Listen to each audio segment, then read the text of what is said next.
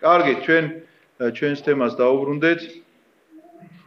იოსების შესახებ საუბრობთ, ჩვენი დღევანდელი წასაკითხი იქნება სავარაუდოდ 51 და 42 თავი. ცოტა ვრცელი თავები ჩანს, მაგრამ მე ვფიქრობ, რომ ისეთი აღარ გვექნება ბევრი სალაპარაკო და ამ ორივე თავს გავივლით დღეს. როგორც მოგცემს ღმერთი იმის მიხედვით შევხედოთ. თუმცა კი სანამ 51 თავს დავიწყებ, მე კვლავ უნდა შეგახსენოთ მე-40 თავში ჩვენ რა წავიკითხეთ, რადგანაც პირდაპირ კავშირშია 51-ის დასაწყისთან. დასაწყისი ასე ჟღერს 51 თავისა. გავიდა 2 წელიწადი და ესიზმრა ფარაონს სიზმარი, აჰა დგას იგი ნილოსის პირას. რას ნიშნავს გავიდა 2 წელიწადი? საიდან გავიდა 2 წელიწადი? საიდან გავიდა 2 წელიწადი და იმ სიზმრების ახსნიდან, რომელიც სიზმარიც იოსებმა აუხსნა, მასთან ერთად ციხეში მყოფ პურის მწდეს და ღვინის მწდეს.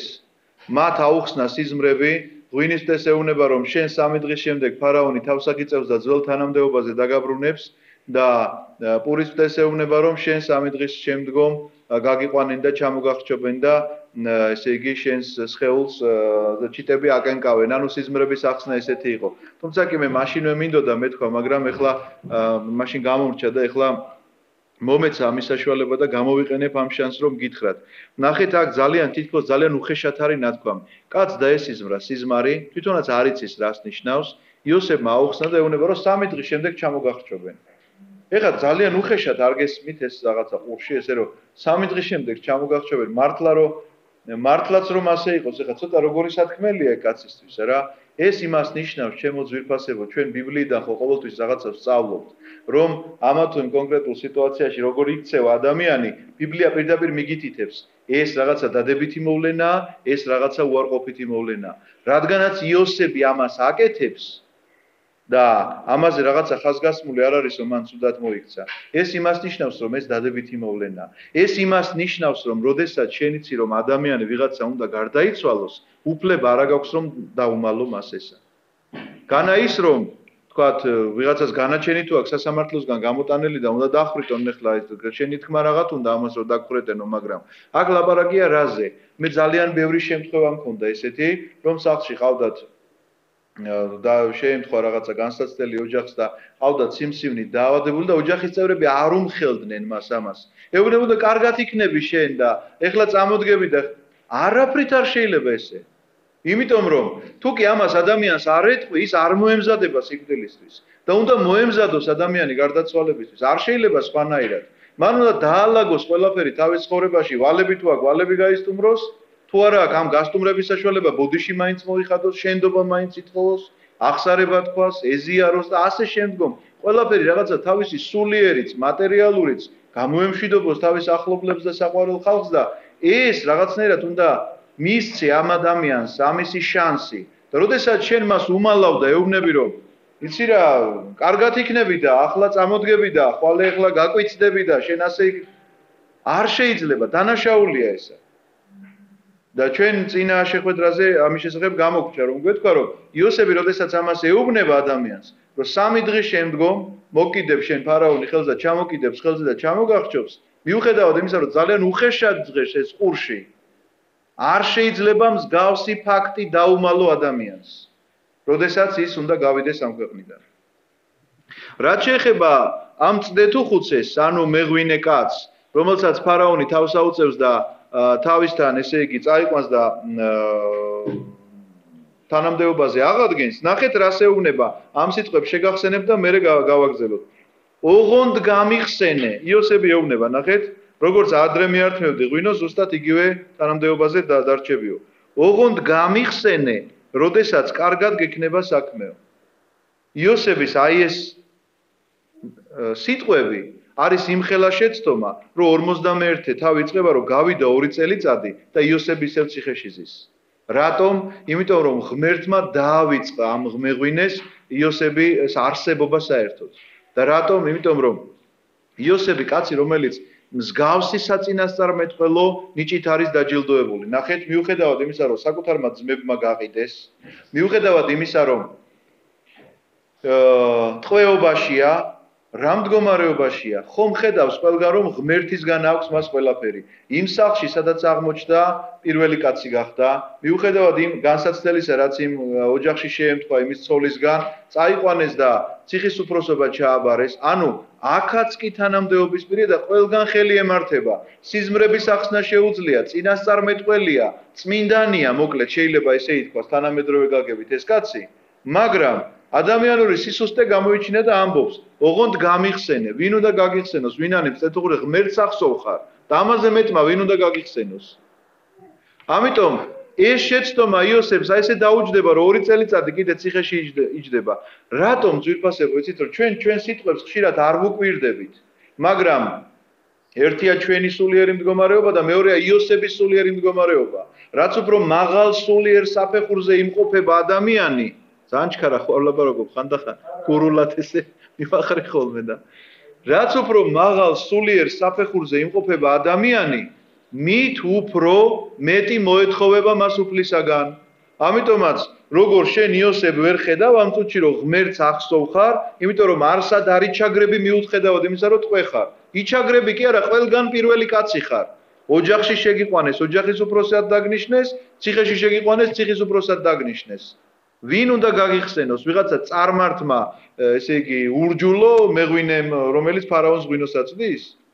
ამიტომაც ნახეთ როგორ იწყება 51 თავი. გავიდა 2 წელიწადი და ესიზმრა ფარაონს სიზმარი. აჰა დგას იგი ნილოსის პირას. აჰა ამოდის ნილოსიდან 7 კარგი შესახედავი ხორცავსე ძროხა და ლერწმიანში ბალახობს. აჰა 7 სხვა ძროხა შეუხედავი და ხორცს დაყრილი ამოყვება მათ ნილოსიდან და გვერდში დაუდგება ამ ძროხებს ნილოსის პირას. შეჭამეს შეუხედავმა და ხორცს დაყრილმა ძროხებმა 7 კარგი შესახედავი და ხორცავსე ძროხა და გაეღვიძა ფარაონს.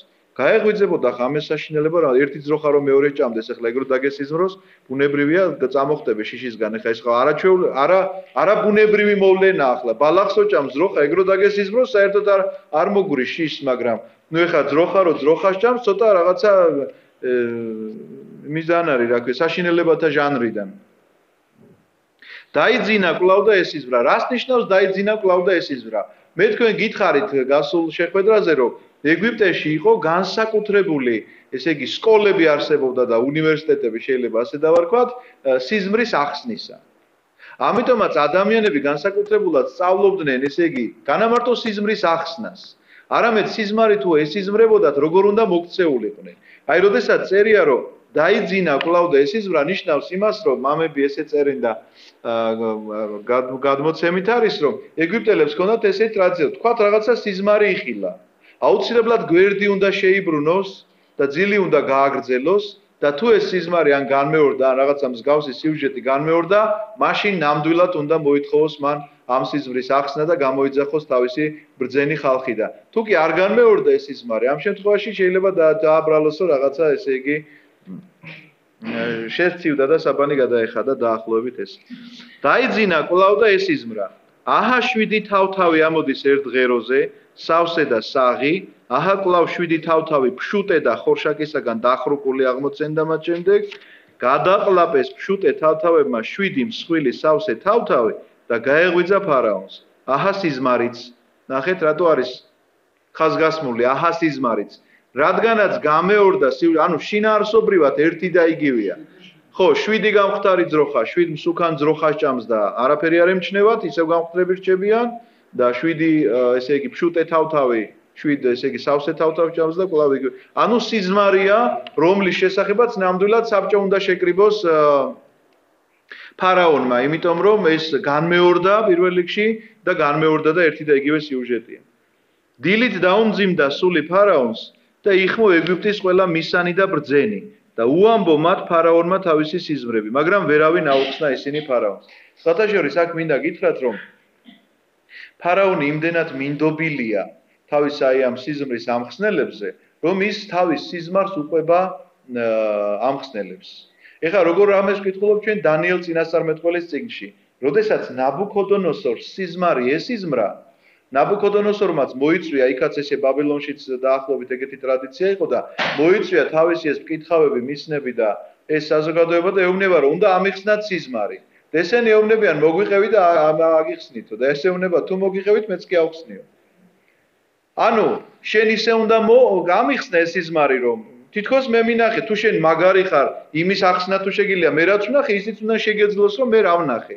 ამიტომაც დანიელი ესე მკაცრად აყენებს საკითხს და ვერავინ რა თქმა უნდა ვერავინ ვერ შეძლებს ამ სიზმრის მოყოლას იმიტომ რომ რა ნახა დანიელმა კი არა უკაცრავად ნაბუქოდონოსორმა რა ნახა ღამით სიზმარში როგორ უნდა გამოიცნო ახლა ესა ხო გამოდის რომ მატყუარები იყვნენ ეს ადამიანები ეს ადამიანები უბრალოდ სიზმარს რომ მოისმენ და მე რაღაცა თავის ფანტაზიით ყვებოდნენ რომ ეს ამის სიმბოლოა ეს იმას ნიშნავს ეს ასე მოხდება ეს მოხდებოდა თუ არ მოხდებოდა კაცმა არ იცოდა ამიტომაც ყველა სიკვდილით დასჯა გამოაცხადა ნაბუქოდონოსორმა აბსოლუტურად ყველას თავი მოკვეთეთო და ამ დროს გამოცხადდება დანიელი და ეუბნება რომ მე აგიხსნი ამ სიზმარს ოღონდ დაანები ამ ხალხს თავი ნუ დასჯის სიკვდილით გამოვა და მოყვება ჯერ იმ სიზმარს რა სიზმარიც ნახა ნაბუქოდონოსორმა და მერე გააკეთებს მის განმარტებას და ეს ისეთი უეჭველი ჭეშმარიტ იმიტომ რომ ნაბუქოდონოსორის გარდა ვინ იცის რა დაესიზმრა მას და დანიელი უყვება რაც დაესიზმრა და ამიტომაც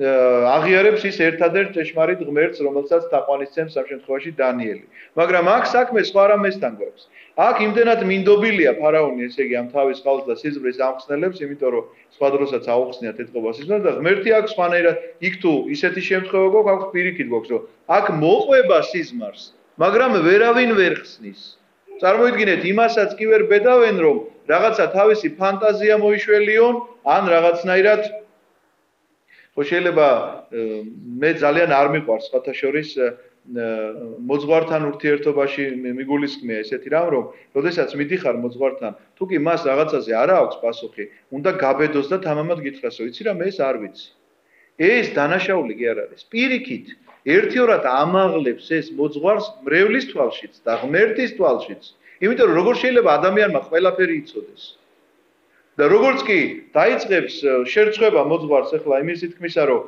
მე ამ კითხვაზე პასუხი არ მაქვს და ამას ესე ვერ ეტყვის და დაიწყებს დემაგოგიურად ახლა რომ ეს ალბათ ესე იქნება ალბათ ისე იქნება და თავის დასკვნებს გამო წმინდა მამებთან არ წაუკითხავს რაღაცა პირადი ცხოვრებაში გამოცდილება მსგავსი არა აქვს ეს არაფრით არ შეიძლება მინდა გითხრათ რომ შეკლული მყავდა ხელში ჩემი მოძღვარი როდესაც მე ვლად მაკურთხეს რომ ვლად მაკურთხეს გამიშვეს დამადგინეს მოძღვრად მოდის ხალხი რაღაცას მეკითხება რისი გამოცდილებაც მე არ მაქვს საერთოდ ესე იგი პირდაპირ ეთერში მყავდა ეს კაცი ჩართული ლამის უკაცრავად ამ გამოთქვისთვის ეს მეუფე ეს როგორ არის ეს როგორ არის ეს ესეა და ასე მრევლის ზრდის მღვდელს პირიქით ეს მღვდელს უნდა უხაროდეს როდესაც მან რაღაცა არ იცის და მრევლი ამ კითხვას უსვავს უნდა წახვიდე და გაიგო ამ კითხვის პასუხი და შენც გაიზრდები და შენი მრევლიც.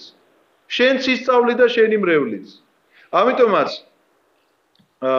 ეს ახლა თემიდან გადახვევა იყო, მაგრამ იცოდეთ რომ თუ კი რაღაცა მოძღვარი გიპასუხებთ რომ მაგ რაღაცაზე კითხვაზე პასუხი არ აქვს, ეს პირიქით მის დადებით თვისებებზე მეტყველებს და უნდა გითხრათ რომ თუ კი რაღაცას გიპასუხებს და თავის ვარაუდებს მოგახსენებთ შეგიძლიათ უთხრათ რომ აი წმინდა წერილიდან რაიმე დასტური მოგიყვანოთ ამ სიტყვებისა იმიტომ რომ ჩვენი სახელმძღვანელო გახლავთ ეს წიგნი ამის იქეთ ჩვენ არ ვიხედებით რომ ვიღაცის ფანტაზიებს და ადამიანურ რაღაცა შრომებს და გონების ნაწვალებს ჩვენ არ ვიყენებთ იმისთვის რომ ადამიანები ცხონებისკენ უწინამძღვროთ. ვიყენებთ ბიბლიას და ვიყენებთ წმინდა მამათა შრომებს, რომლებიც ბიბლიიდან გამომდინარე აუცილებლად. რაც ბიბლიასთან თანხმობაში არ მოდის, არც ერთი წმინდა მამის შრომა ეკლესიაში არ არის მიღებული და წასაკითხი საერთოდ. ამიტომაც აქ თემიდან გადაუხვია უკაცრავად, მაგრამ ეს თქვენთვისაც საცოდნელია, რომ შეკითხვაზე პასუხს რაღაცას თუ თავის დემაგოგიურ პასუხს მოაყოლებს, იცოდეთ რომ ეს არ არის პასუხი და სხვაგან უნდა ეძებოთ ეს პასუხი. და აქაც ნახეთ რა ხდება, ფარაონი ყვება ამ სიზმარს, მაგრამ ვერავინ ვერ უხსნის მას აი ამ სიზმარს. ვერავინ ვერ აძლევს განმარტებას. ეს საფრთხო განგებულება აბსოლუტურად რაღაცა თითქოს დაეკეტათ მათ ამ შემთხვევაში მსჯელობის უნარი და არ შეუძლიათ რა უთხრან. დაუმძიმდა სული ფარაონს. რას ნიშნავს დაუმძიმდა სული? იმიტომ რომ საშინელი სიზმარია მართლა ახლა. ერთი ძროხა რომ მეორეს ჭამს, ამას რო ხედავ და თან არაფერს არ იმატებს. შეიძლება გადიდდეს არ რაღაც საშინელება. იხმო ეგვიპტის ყველა მისანი ბრძენი და უამბო მათ ფარაონმა თავის სიზმრები. მაგრამ ვერავინ აუხსნა ისინი ფარაონს. მაშინ მიმართა მწტეთუხუცესმა ფარაონს და ასე უთხრა: ახლა მახსენდება ჩემი ცოდვებიო. ეს ის მწდეთუხუცესი გახლავთ, რომელსაც იოსებმა აუხსნა სიზმარი და ნახეთ რა შეუნება. ახლა მახსენდება ჩემი ცოდვები. ეს კაცი გაკვირვებულია, როგორ ამ კაცმა რო სიზმარი ამიხსნა, მე ისეთი მადლიერება მქონდა, რომ იმ წუთშივე ვაპირებდი, როგორც კი გამოვიდოდი ფარაონისთვის, მე თქვა, რომ აი ეს კაცი უნდა გამოვიყვანოთ ციხიდან და ასეთი კაცია და ისეთი კაცია. მსგავსი გეგმები ქონდა დაახლოებით ამ მწდეთუხუცეს, მაგრამ გამოვიდა თუ არა ციხიდან, იოსების არსებობა დაავიწყდა მას საერთოდ. მაგრამ ეს ამ კაცის ბრალი არ იყო, მინდა გითხრათ, ეს იყო იოსების ბრალი, იმიტომ რომ მან თქვა ისეთი სიტყვები, რომლებიც მას არ უნდა ეთქვა. ფარაონი განურისხდა თავის მორჩილ და მიგვცა პატიმრად ქონდა ქართუხუცესის სახლში მე და მეპურეთუხუცესი. ვნახეთ სიზმარი ერთღამეს მეც და იმანაც, თითეულმა საკუთრივ ასახსნელი სიზმარი ვნახეთ. ჩვენთან ერთად იყო იქ ერთი ებრაელი ყმაწვილი, ქონდა ქართუხუცესის მორჩილი, უამბეთ მას, მანაც აგვიხსნა სიზმრები თითოეულ ჩვენი სიზმრის მიხედვით აგვიხსნა. და როგორც აგვიხსნა, ისეც აგვიხდა. მე ჩემ სამსახურში დამაუბრუნა ფარაონმა, ის კი ხეზე ჩამოკიდა. გაგზავნა კაცი ფარაონმა და იხმო იოსები. ისიც სასწრაფო დამოიყვანეს დილეგიდან, გაიპარსა, სამოსელი გამოიცვალა და წარუდგა ფარაონს. რას ნიშნავს გაიპარსა? ძველ აღთქმაში იყო ესეთი ტრადიცია. თანამედროვე სამყაროში შეიძლება ამას ესე ვთარგმნოთ და ვთქვათ, ეს არის დროებითი ბერობა. ეხლა ჩვენთვის ეხლა მე რასაც ვლაპარაკობ, ესეთი რამ არ არსებობს. ადამიანი დროებითი ბერი ვერ არის. ან თუ აღიკვეცება ბერად ბერია მთელი ცხოვრება, თუ არ აღიკვეცება, ერისკაცია, ხო, ჩვეულებრივად ერში ცხოვრობს. მაგრამ ძველ აღთქმაში იყო ასეთი დროებითი ბერობა. ისინი აღთქმას დებდნენ გარკვეული პერიოდის განმავლობაში. მაგალითად შეიძლებოდა მისულიყო კაცი და აღთქმა დაედო ეკლესიაში, რომ მე 2 წლის განმავლობაში ნაზორეველობის აღთქმა ერქვა ამას. ნაზორეველი იყო ესეთი ადამიანი, რომელსაც ჰქონდა აღთქმა, არ იპარსავდა, ანუ მაკრატლის მიკარება, საერთოდ რკინის მიკარება არ შეიძლებოდა, არ გაიკრიჭავდა, თმას არ მოიკვეცდა, წვერს არ გაიპარსავდა, ღვინოს საერთოდ არ დალევდა, ცოლის მოყვანის უფლება არ ჰქონდა ამ პერიოდის განმავლობაში, სანამ ის ნაზორეველების აღთქმას ასრულებდა და კიდევ რაღაც განსაკუთრებული კურთხევები ჰქონდა.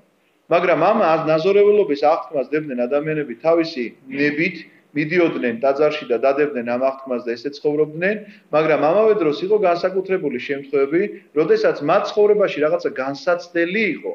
აი ამ განსაცდელის დროსაც ისინი ნაზორეველობის აღთქმას დებდნენ. და იოსები სწორედ აი ამ ნაზორეველობის აღთქმაში არის, ახლა მინდა გითხრათ, იმიტომ რომ აქ პირდაპირ წერია, რომ გაიპარსა.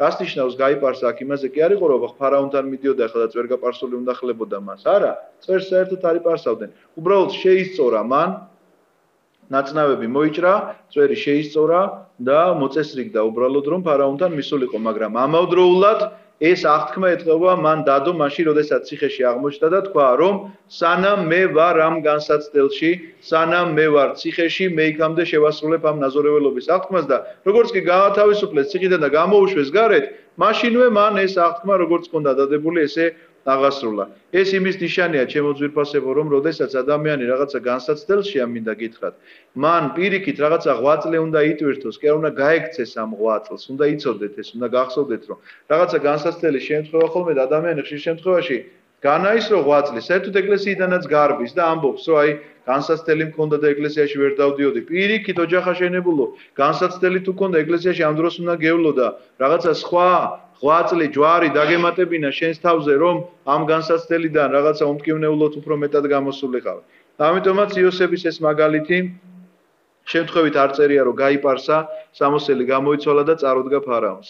უთხრა ფარაონმა იოსებს: სიზმარი მესიზმრა, მაგრამ არავინაა მისი ამხსნელი. შენზე გავიგე, თუ სიზმარს მოისმენს, ახსნად შეუძლიაო.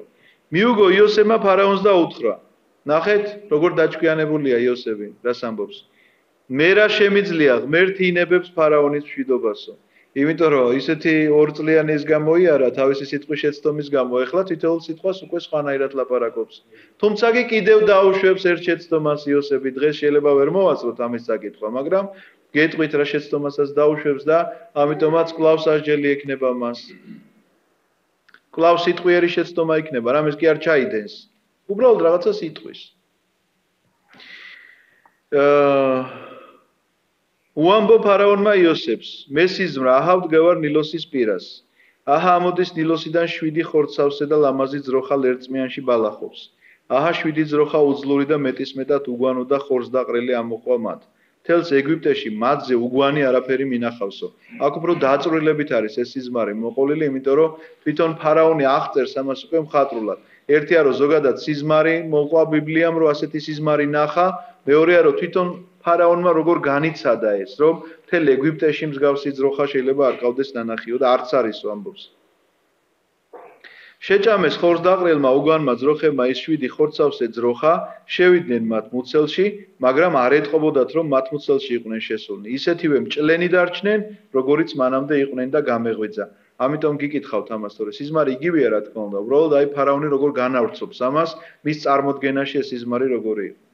ვიხილე სიზმრად აჰა 7 თავთავი ამოდის ერთ ღეროზე სავსე და საღი. აჰა კვლავ 7 თავთავი გამომშრალი, ფშუტე და ხორშაკისაგან დახრყული აღმოცენდა მათ შემდეგ. ჩაყლაპეს თავთავებმა 7 საღი თავთავი, უამბე მისნებს, მაგრამ შემტყობარი არავინ იყო. უთხრა იოსებმა ფარაონს, ერთი და იგივეა ფარაონის სიზმრები, რის ქმნასაც ღმერთი აპირებს თავად ამცნო ფარაონს. ეს ძალიან მნიშვნელოვანი ფრაზა არის, რაც აქ წერია. სად ვიყავით?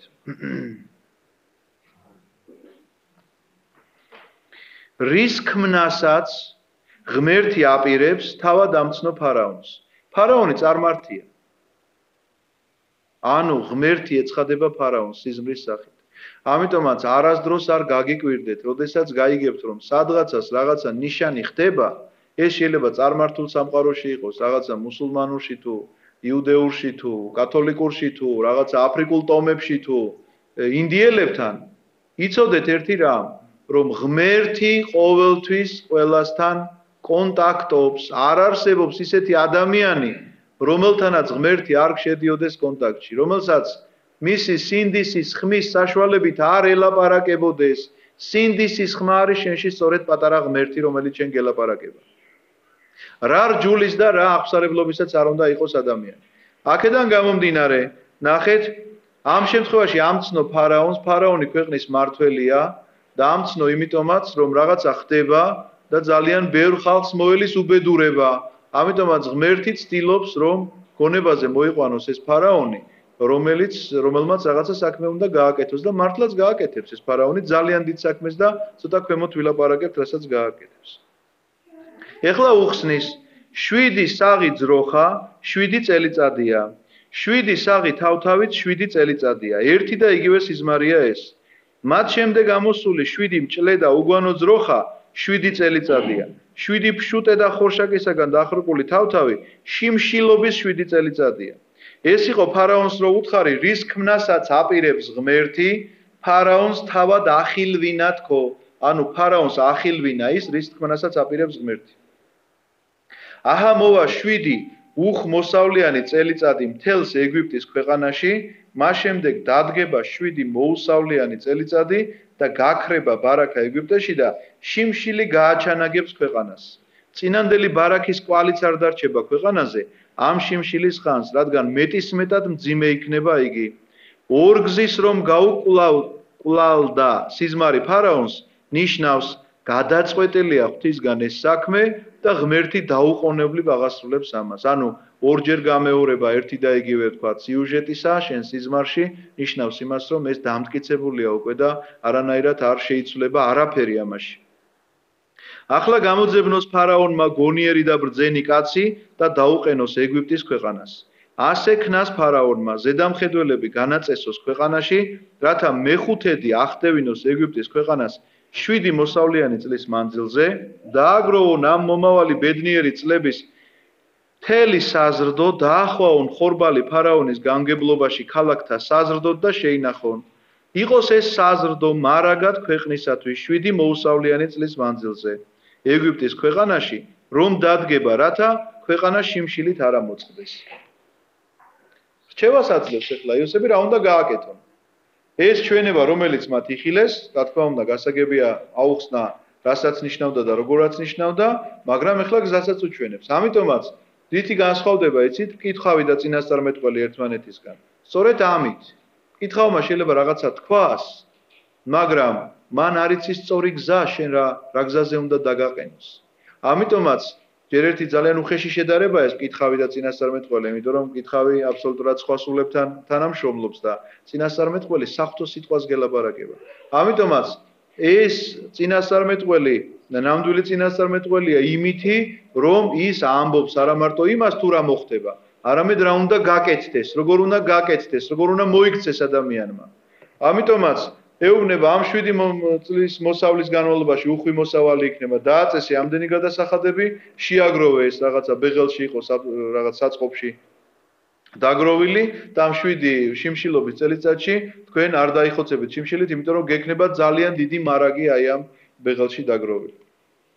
უთხრა ფარაონმა თავის მორჩილთ, ისეთ კაცს თუ ვიპოვით, ვისშიც ღვთის სული იქნებაო. აქ კითხვის ნიშანი ძებს. ისეთ კაცს ვიპოვითო, ვისშიც ღვთის სული იქნება. უთხრა ფარაონმა იოსებს, რა კი გაგიმხილა ღმერთმა ეს ყველაფერი, სხვა ვინ იქნება შენსავით გონიერი და ბრძენი.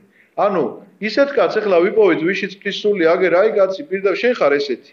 შენ იქნები ჩემი სახლის მოურავი და შენ სიტყვას დაემორჩილება მთელი ჩემი ხალხი. ხოლო ტახტით ვიქნები შენზე აღმატებულიო. აი ეს გახლავთ მოკლედ ტყვედ გაყიდული ძმებისგან, ტყვედ გაყიდული იოსების მდგომარეობა. რომ ღმერთი ესე იგი მასთან როგორ აღამაღლებს ეს ამ ადამიანს და მე გითხარით რომ მაცხოვრის წინასახია მეთქი იოსები, როდესაც ის არ მიიღეს თავისიანებმა და მიიღეს მერე სხვებმა წარმართებმა.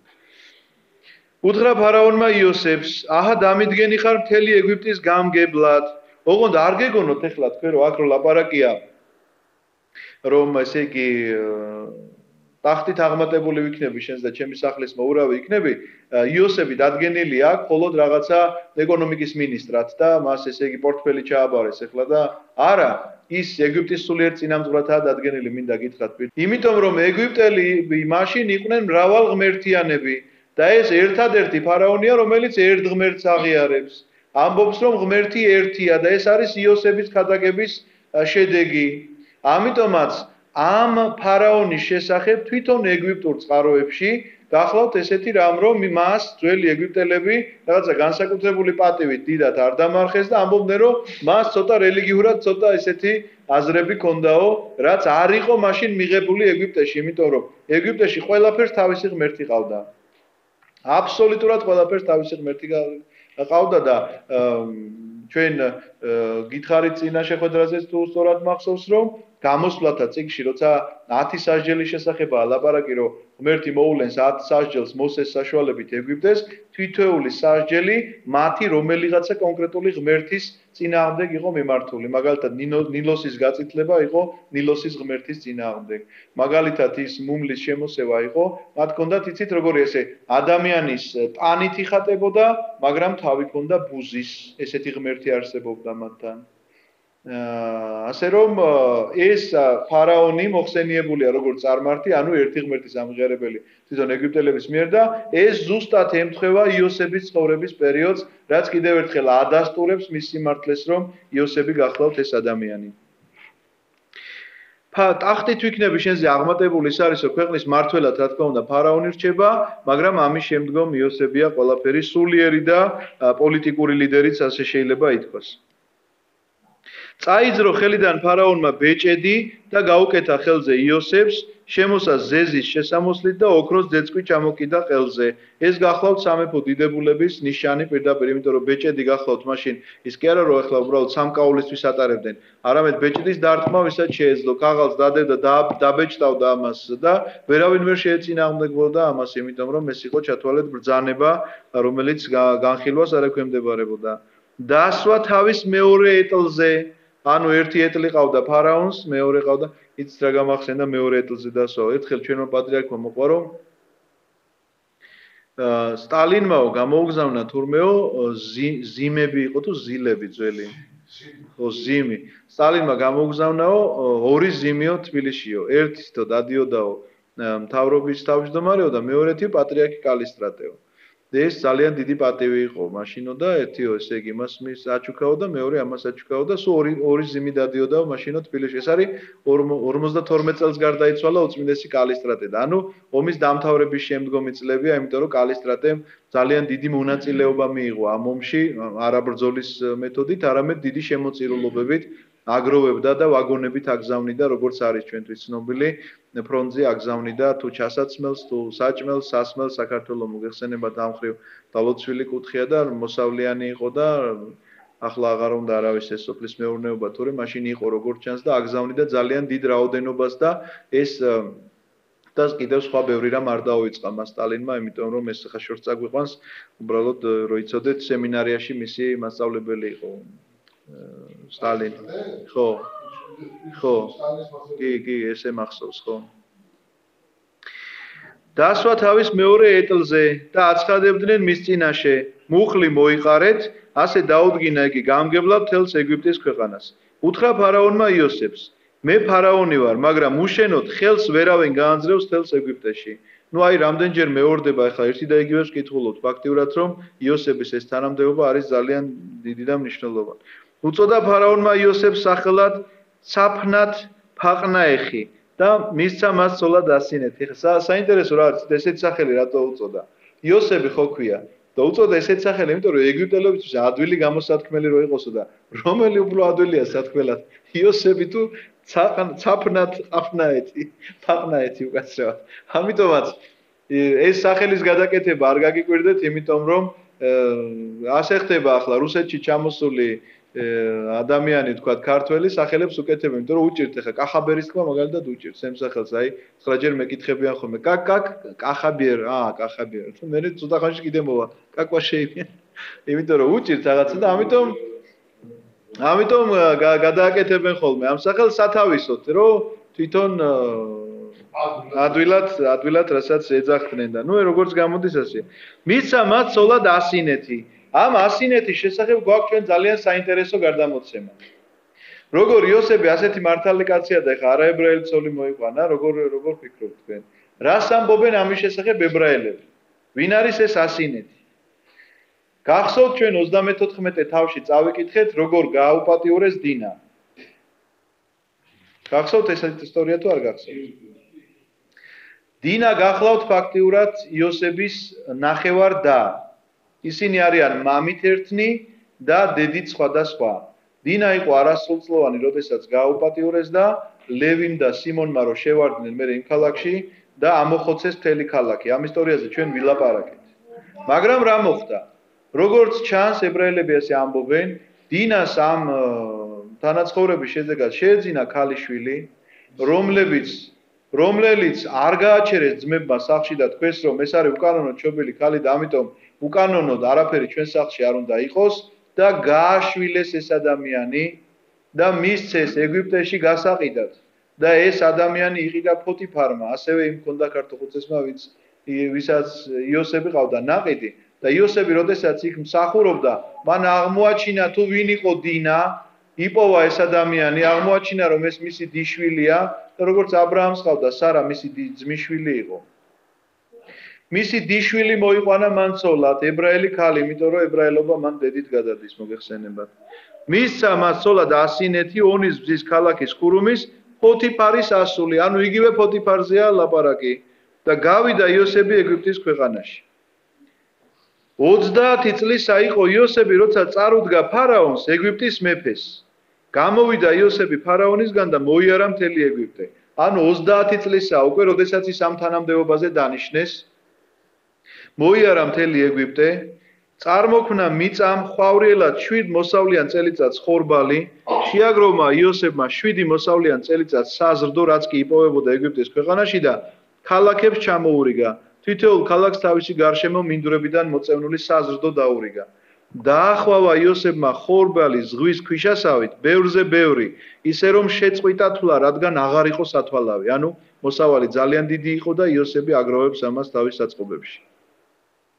მოუსავლიანი წელიწადის დადგომამდე შეეძინა იოსებს 2 ვაჟი, რომელიც უშვა მას ასინეთმა, ონის ხურუმის ფოთიფარის ასულმა.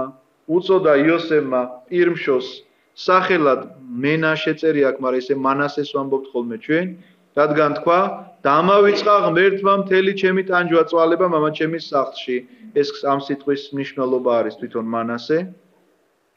ხოლო მეორას უწოდა სახელად ეფრემი, რადგან თქვა, ნაყოფიერ მყო ღმერთმა ჩემი გაჭირვების ქვეყანაში, ანუ ნაყოფიერებას ნიშნავს ეფრემი. გასრულდა 7 მოსავლიანი წელიწადი ეგვიპტის ქვეყანაში რომ იდგა, დაიწყო 7 მოუსავლიანი წელიწადი, როგორც ნათქვამი ჰქონდა იოსებს, იყო შიმშილი ყველა ქვეყანაში, მაგრამ ეგვიპტის ქვეყნად იპოვებოდა პური. დაიმშა მთელი ეგვიპტის ქვეყანა და შეღაღადა ხალხმა ფარაონს, რათა მიეცა მისთვის პური. გამოუცხადა ფარაონმა მთელ ეგვიპტეს, მიდით იოსებთან და როგორც გეტყვით ისე მოიქეცითო. შიმშილი იყო მთელი დედამიწის ზურგზე, გააღო იოსებმა ყველა ბეღელი და დააპურა ეგვიპტელები და შიმშილი კი გაძლიერდა ეგვიპტის ქვეყანაში. ყველა ქვეყანა ეგვიპტეში მოვიდა იოსებთან პურის საყიდლად, რადგან შიმშვილი მძვინვარებდა მთელ ქვეყანაზე. მეორდება. გითხარით კიდე ერთხელ გაგიმეორებთ, რომ ბიბლიაში როდესაც რაღაცა მეორდება, ნიშნავს, რომ აი რაღაცნაირად მაშინ არ იყო მხატვრული აღწერის ესეთი მეთოდები, ეხლა რომ შეიძლება ერთი და იგივე სიტყვა კი არ გაიმეორო, ანუ სხვადასხვა სიტყვით გამოხადო, რომ აი ძალიან დიდი შიმშილი იყო, აი ისეთი შიმშილი იყო, მე შეიძლება რაღაცა სხვა სიტყვა თქვა, რომ ხალხი რაღაცა იმას რა ქვია ძალიან გამხდრები რო არიან ხო დისტროფიკები რაღაც ესეთი სიტყვები მაშინ არ იყო რომ ესე გამოხატო ეს ყველაფერი თუ როგორი შიმშილი იყო, ამიტომ ბიბლია როდესაც იმეორებს ერთი და იგივე სიტყვას, ეს იმას ნიშნავს, რომ ძალიან მძიმე მდგომარეობა. ეს 51 თავის დასასრულია, იოსებმა მინდა გითხრათ, რომ რა გააკეთა ამ დროს, ხო არ დაიღალეთ, გავაგზელოთ თუ შევისვენოთ. იოსებმა გააკეთა ესე, რომ ააშენა დიდი საწყობები, რაღაცა გარკვეულ ქალაქებში გააკეთა ესა, ყველგან არ იყო და ამ გარკვეულ ქალაქებიდან ხდებოდა გაცემა ამ პურისა, ჩვენ ამას წავიკითხავთ შემდეგ თავში, მაგრამ სანამ წავიკითხავდეთ, მინდა გითხრათ, იცოდეთ ერთი რამ. რომ რას აკეთებს იოსები. როგორია მისი მეთოდი იმისა, რომ ის არა განამარტო პოლიტიკური მოღვაწეა, არამედ სასულიერო ლიდერიც არის ამ ქვეყნისა. რას აკეთებს იოსები? ის როგორც აბრაამის სწორედ ისე ქადაგებს, მაგრამ მისი ამბიონი ამ შემთხვევაში სხვა საშუალებით არის გამოხატული. ამბიონი როგორი იყო აბრაამისთვის, ვის გახსოვთ? სადაც მიდიოდა თხრი და ჭას. რატომ? იმიტომ თხრი და ჭას, რომ ამ ჭასთან უნდა მოგროვილიყო სოფელი ერთი და იგივე დროს. რატომ ერთი და იგივე? იმიტომ რომ დიდი ლოდი ეფარა ამ ჭას, ერთი კაცი ამას, ანუ შენ როცა მოგინდებოდა, მიხვიდოდი წყალი ამოგეღო, ესე არ არის. ერთი დრო იყო დანიშნული, მაგალითად საღამოს 6 საათი. ყველა მთელი სოფელი იკრიბება, ქვას გადადებენ, მთელი სოფელი ამოიღებს წყალს, ამ დროს აბრაამისთვის ეს ადგილი არის ამბიონი, სადაც ის დგას და ერთი ღმერთის შესახებ ქადაგებს. ეხლა ნახეთ, იოსები ეგვიპტეშია. არ შეიძლება ის არ მისიონერებდეს და არ ქადაგებდეს. მაგრამ სად უნდა ამოიღოს ჭების გათხრას ყوار დაიწყებს იოსები. მთელ ეგვიპტეში ყველგან წყალია. ყველა სეზონში წყალი ამოდის. სხვადასხვა მინდა გითხრათ, რომ ეგვიპტე ეხლა არის ნახევრად უდაბნო. როდესაც ის მუსულმანებმა გადაწვეს. სანამ მუსულმანები ეგვიპტეში შეიჭრებოდნენ, ეგვიპტე ცნობილი არ იყო, სულ მწვანე იყო მთლიანად, იმიტომ რომ ნილოსი ხო იცით როგორი მდინარეა, არანაირი არხი და შენაკადი არ აქვს. გააკეთებული ჰქონდათ სპეციალური არხები და მთელი ეგვიპტე ირწყვებოდა. მთელი ეგვიპტე, იმიტომ რომ გამოსვლათა წიგნში წერია, ღმერთი ეუბნება იმას ებრაელ ხალხს, რომ იქ სადაც ფეხს დაადგავდიო, წყალი რო ამოდიოდა ზემოთ, რატომ ეგვიპტეში როგორ შეიძლება ესე წყალი ამოდიოდეს? იმიტომ რომ დაქსაქსული ჰქონდათ მთელი ნილოსის წყლით მთელი ეგვიპტე და მწვანე იყო მთელი ეგვიპტე. ამიტომ იოსებს რო ჭა მოეთხარა, რა თქმა უნდა სისულელე იქნებოდა, ვინ მოვიდოდა მის ჭასთან, ყველას თავისი ჭა ჰქონდა. მაგრამ სად მოვიდნენ? იქ სადაც პურია, იმიტომ რომ პურის გარეშე შეუძლებელია ცხოვრება და იოსებს აბარია სწორედ ეგ საქმე.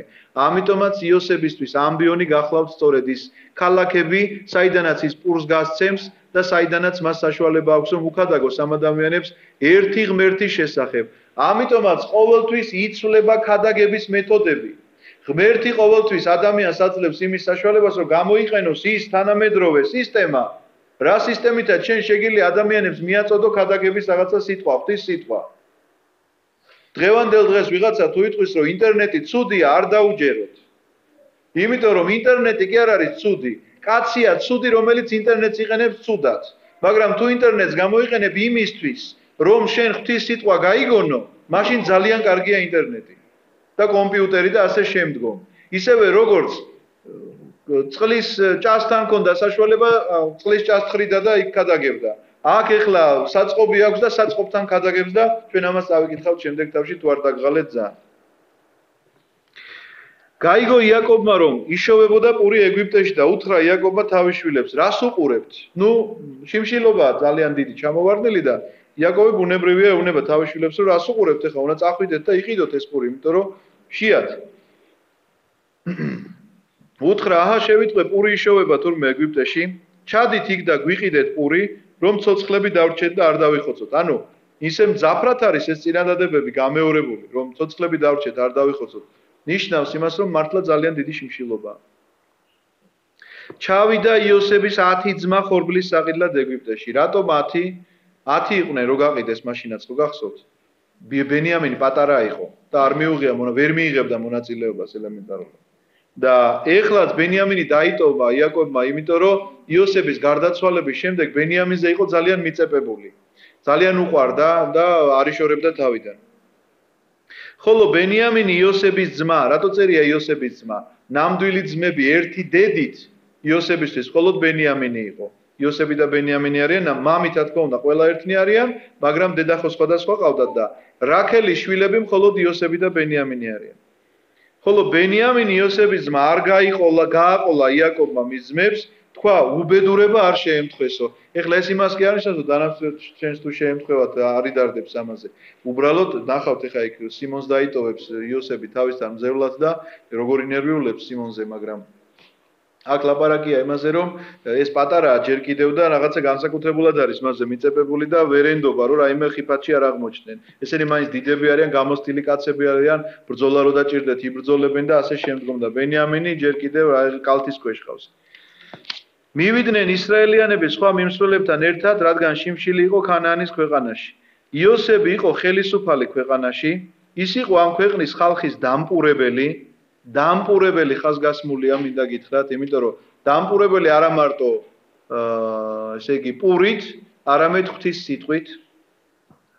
იოსების ძმებიც მივიდნენ მასთან და მდაბლად თაყვანისცეს. დაინახა იოსებმა თავისი ძმები და იცნო. მაგრამ არ გაამხილა თავი და მკაცრად დაუწყო ლაპარაკი. უთხრა, საიდან მოსულ ხართ მიუგეს ქანაანის ქვეყნიდან პურის საყიდლად. იცნო იოსებმა თავისი ძმები, ხოლო მათ ვერ იცნეს იგი. გაახსენდა იოსებს სიზმრები მათზე რომ დაესიზმრა და უთხრა, მსტოვრები ხართ.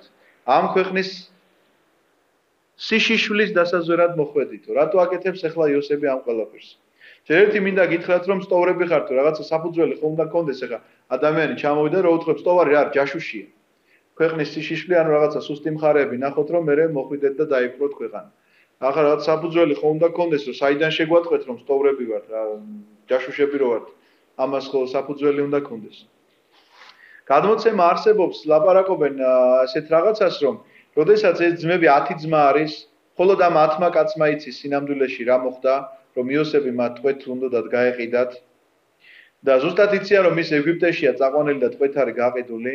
ასევე იციან რომ იოსები გახლავთ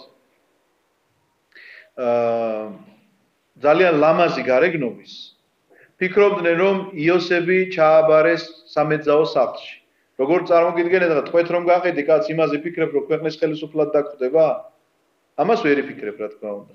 უფრო მეტად საფიქრებელია მისი რაღაცა და თუ ფიზიკურად ძლიერია შეიძლება იფიქრო რომ სადღაცას მაშებიან თუ გლადიატორების დრო იყო აბრძოლებენ თუ თქვათ რაღაცა ყანაში ამუშავებენ ესეთი რაღაც შეიძლება. ეს რადგანაც გარეგნობით იყო ძალიან ლამაზი პიროვნება, ფიქრობენ რომ ის არის სამეძაო სახლში ჩაბარებული. ამიტომაც არსებობს გარდამოწემა რომ ძმები რომლებიც ჩავიდნენ ეგვიპტეში, დაიწყეს სამეძაო სახლებში სიარული არა იმისთვის რომ გართობისთვის რა თქმა უნდა, ეძებდნენ იოსებს. და ეს ამბავი იოსებთან მივიდა რა თქმა უნდა, უთხრეს რომ ჩამოსულია ვიღაცა 10 ძმა რომლებიც დადიან ამ სამეძაო სახლში, მაგრამ არა გასართობად, არამედ დადიან ხალხს ათვალიერებენ და გარეთ გადიან. ამიტომაც იოსებს რა თქმა უნდა მიეცა იმის საშუალება რომ მათთვის ეთქვა, თქვენ ხართ ჯაშუშები. აბა რას დადიხართ მაშინ?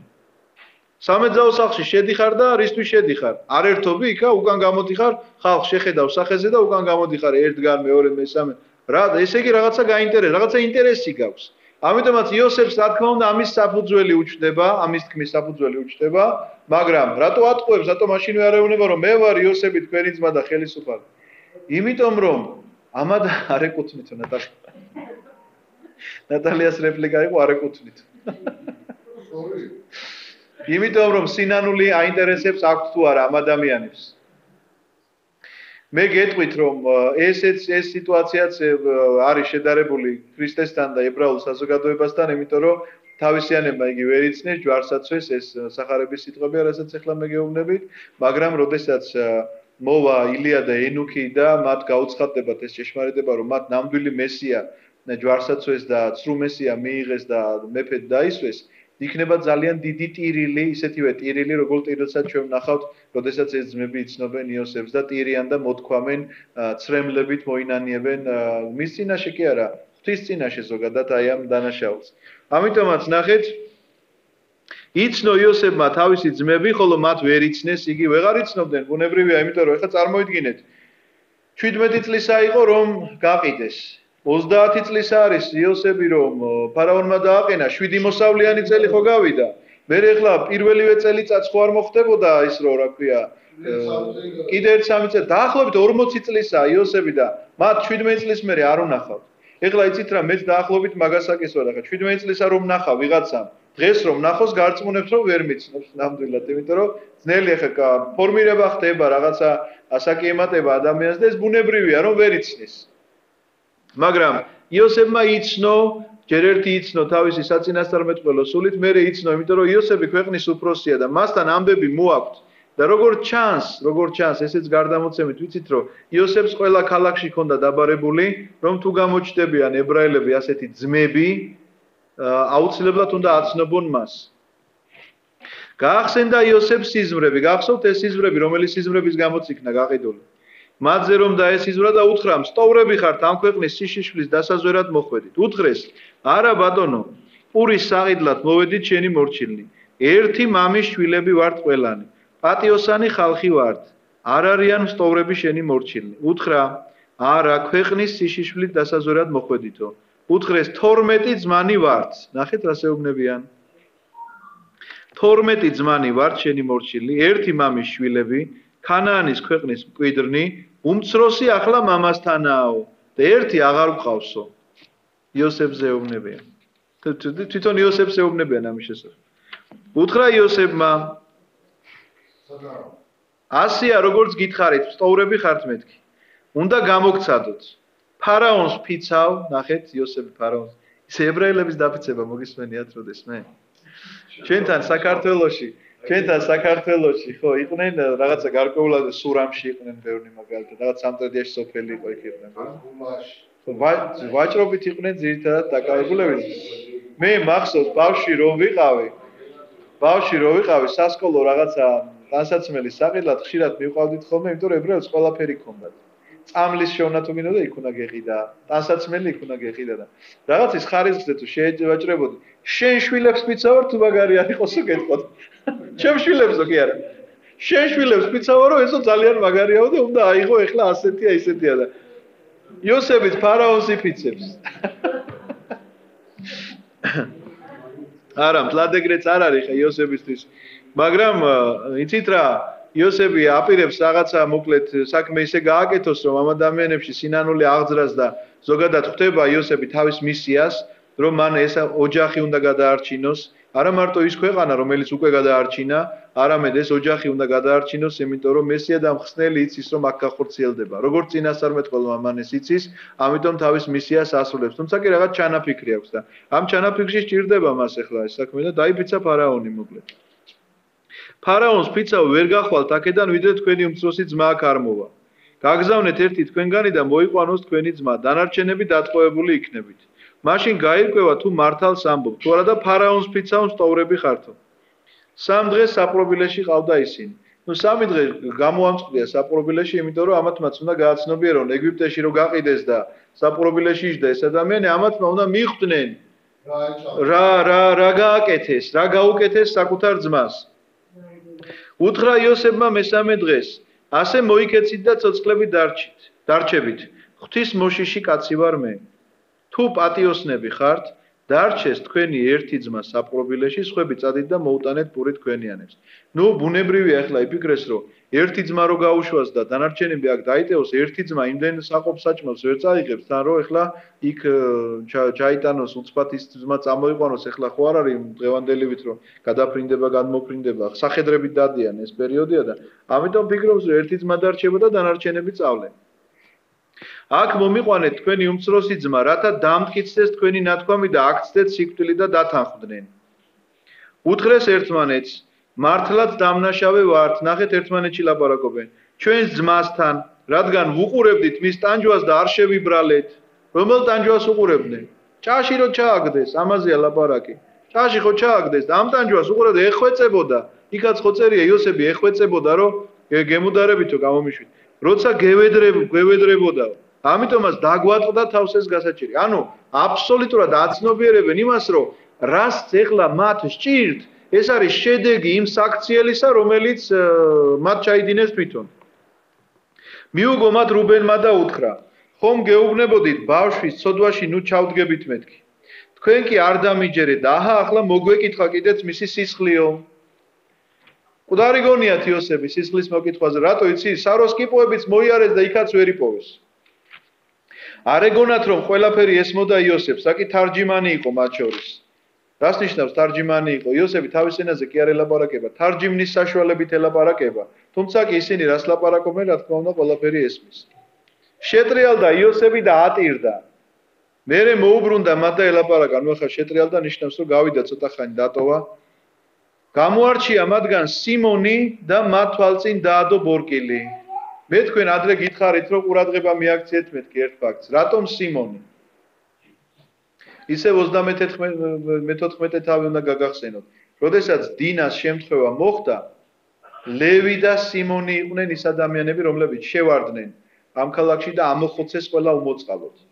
ამიტომაც მე ჩვენ ამ წიგნს, როდესაც დავამთავრებთ, იქ წავიკითხავთ იაკობი როგორ აკურთხებს თავის შვილებს.